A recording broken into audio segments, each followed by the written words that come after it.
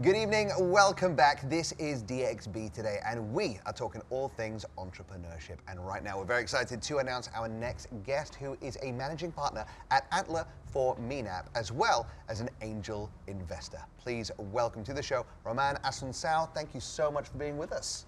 Thanks a lot for welcoming me. And it's it's an honor for us to have you and an angel investor in the studio. So tell me right now, in this current climate, what are you looking for when it comes to investments? So we look at deals globally.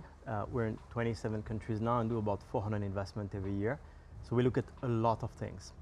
At the moment, we are looking for the next residency that will happen in Dubai, where we're going to select about 100 people. And the goal for us is to do about 20 investment. We look at cybersecurity, gaming, property, technology. We're extremely broad in the type of investment that we do. The few things that we're extremely niche about is absolutely outstanding teams. It's about founder, as early as we can think about. Okay, so I've been that founder and been successful a few times, not successful other times. Tell me, what are your top 3 deal breakers that you're looking for, the big red flags when people are pitching to you? Because you must hear hundreds of pitches, right? What are the big red flags that entrepreneurs should avoid? So if you don't have an obsession about the problem that you want to solve, that's a big red flag. If you don't demonstrate a clear spike on building, selling, being able to convince people, that's something else. If you're not able to execute in a consistent manner, that's something which is triggering a flag. And I would say more generally, we're looking for people. That's a people business. So we go extremely deep into what are the values that you have and how comfortable we are to actually back someone who would share our values. So you're based in 27 different countries. Obviously, you're dealing with people from many different backgrounds and cultures. What's one mistake that you see repeated time and time again that you would kind of want to steer people away from?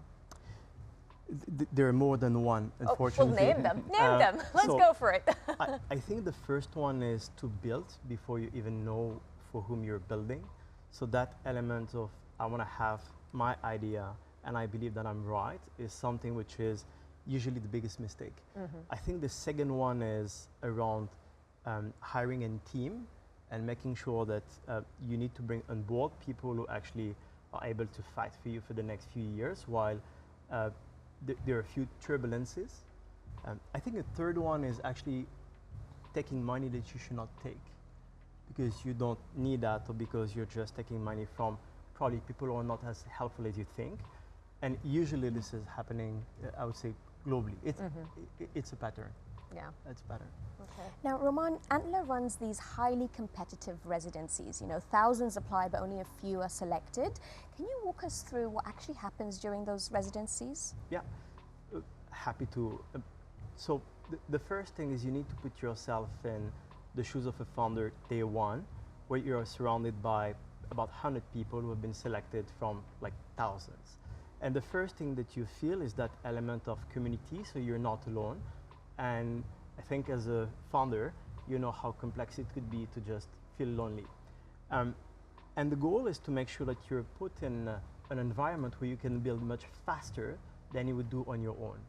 So being challenged every day, having access to resources that you would not have, whether this is your peers, whether this is some of our venture partners who have been co-founders of some of the most successful scale-up startup in the region and globally.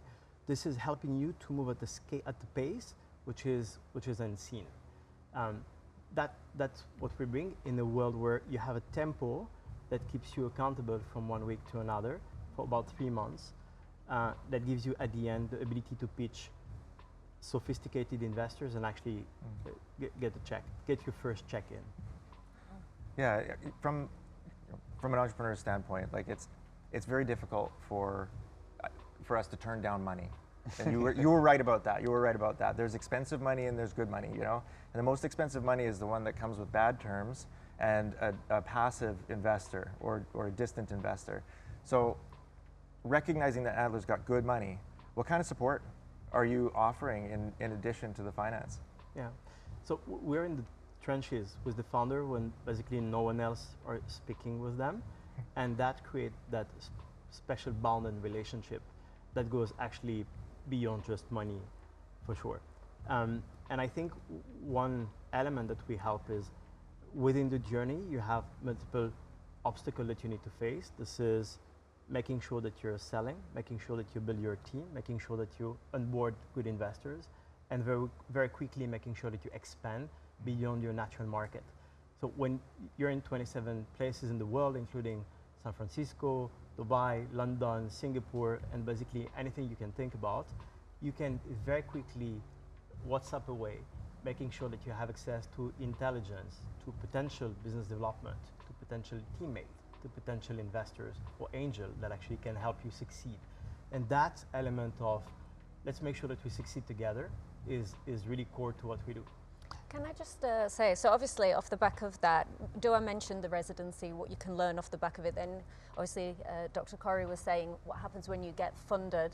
What happens when you don't get funded? And you know, especially if you're on your residency in particular, what are you hoping that people will walk away from if they don't get funding? Very close friends that have been working super hard with you and making you successful, even if you don't get the investment.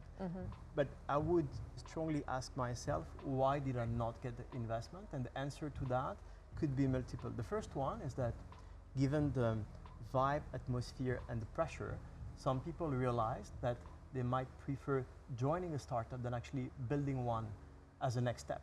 Okay. You have people who realize that, you know, maybe I'm not ready for the next move to be probably as ambitious. So you have a lot of different reasons why not. And a lot of the people that we have selected actually work as early stage teammates for our portfolio companies. Okay. Well, speaking of that some people aren't ready to become entrepreneurs themselves. I want to know what advice you have for somebody who has an idea, they've got a plan, but they don't really know how to go about it. When is the right time to take the risk and try and execute their idea? So there's a few things here. I think the right time is today, anyhow. And what you see was probably one of the biggest learning of the past few months is like the speed towards which you're expected to build to get revenue is just insanely like compressed now. Yeah. And you just need to do. My biggest advice would be stop watching YouTube videos and just like try it. I mean, one of our portfolio company is called Lovable. It's one of the fastest growing company in Europe.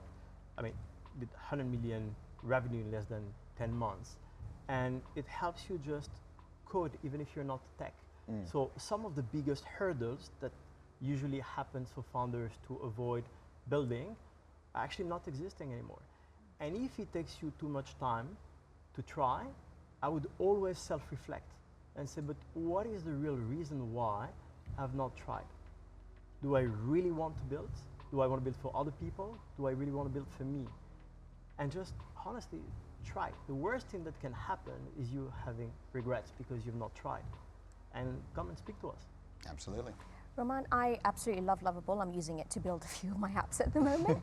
But I'm very curious about your journey. How did you become an angel investor, work with startups? How did you get here? Where did you start?